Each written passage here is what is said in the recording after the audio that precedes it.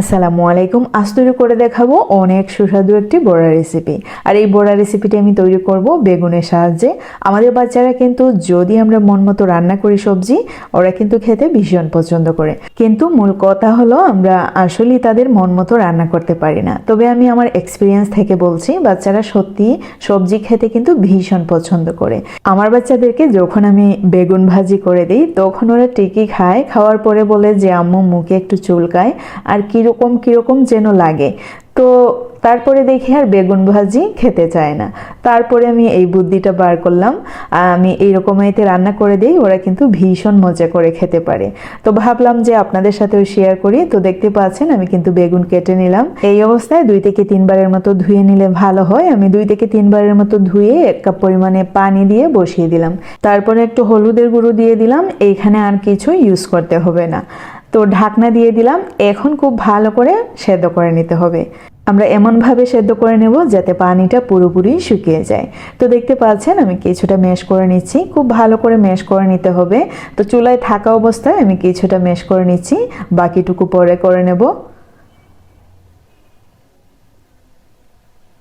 তো দেখতে পাচ্ছেন যখন পানিটা পুরোপুরি শুকিয়ে যাবে তখন আমি একটি বোলে নিয়ে নিচ্ছি, আর এখন আবারও একটু ম্যাশ করে নিচ্ছি।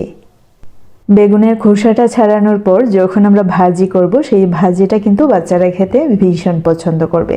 অথবা যদি আমি যে রেসিপিটি করে নিচ্ছি আর কি, এইরকম ওয়েতে আপনারা বড়া করে দেন, ওরা কিন্তু ভীষণ পছন্দ করবে।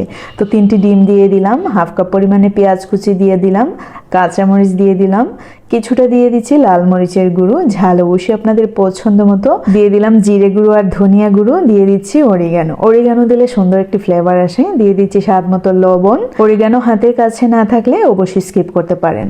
দিয়ে দিলাম ফ্রেশ ধনেপাতা কুচি। এখন খুব ভালো করে মাখিয়ে নিচ্ছি। এইখানে আর কোনো মশলা ইউজ করার দরকার নাই। তবে যদি আপনাদের ইচ্ছে হয়, আপনাদের কোনো পছন্দের মশলা থাকে, সেই ক্ষেত্রে ইউজ করতে পারেন। তবে আমার মনে হয় এই রেসিপিতে আর কোনো মশলা একদমই মানায় না। আমি প্রায় সময় তৈরি করে খাই আর আমার বাচ্চাদেরকেও খাওয়াই। ওরা যেহেতু সবজি খেতে পছন্দ করে, আর যে আগে যে বললাম আপনাদেরকে, ওরা কিন্তু ইদানিং যখনই আমি বেগুন ভাজি করি ওরা বলে যে মুখের মধ্যে যেন চুলকায় বা কীরকম একটা লাগে। আর যদি আমি এরকম বড়া করে দেই, ওরা কিন্তু খুব সুন্দর করে খেয়ে ফেলতে পারে। আপনারা রুটির সাথেও খেতে পারবেন। আমি কিন্তু রুটির সাথে খেতে ভীষণ পছন্দ করি। তো আপনারা দেখতে পেলেন আমি কিন্তু একটি প্যান বসিয়ে যথেষ্ট পরিমাণে তেল দিয়ে দিলাম, আর ঠিক বড়া যেরকম করি আমরা ডিমের বড়া, এরকম শেপে দিয়ে দিচ্ছি। 2টো করে ভাজবেন, তা না হলে একটি করে ভাজবেন। অনেক সময় ভেঙে যাওয়ার সম্ভাবনা থেকে যায়, সেই কারণে বললাম। তো সবগুলো যখন ঠিকঠাক ফ্রাই হয়ে যাবে, আমি এরকম উল্টিয়ে পাল্টিয়ে আমার পছন্দ মতো ভেজে নিলাম। একটু সময় নিয়ে ভাজবেন, তাহলে কিন্তু অনেক বেশি ভালো লাগবে। আর যদি আগুনটা খুব বেশি থাকে, একদমই উপর দিক থেকে কালার এসে যাবে, ভেতরে কিন্তু অনেকটাই কাঁচা থাকবে। তাই জন্য বলছি কিছুটা সময় নিয়ে চুলার আগুন একদম মিডিয়াম টু লো ফ্লেমেতে রেখে ভেজে নেবেন। তো দেখতে পাচ্ছেন সবগুলো বড়া হয়ে গেল। আর এত সুস্বাদু ছিল, আসলে বলে বোঝানোর মতো না। শীতের সকালে রুটির সাথে, গরম গরম রুটির সাথে বা ভাতের সাথে দারুণ লাগবে।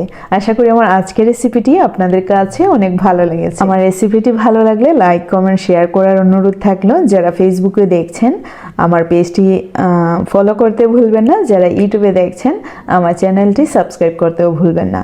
সো আজকে এ পর্যন্তই। See you in the next video. Till then bye. আল্লাহ হাফেজ। সবাই ভালো থাকবেন, সুস্থ থাকবেন।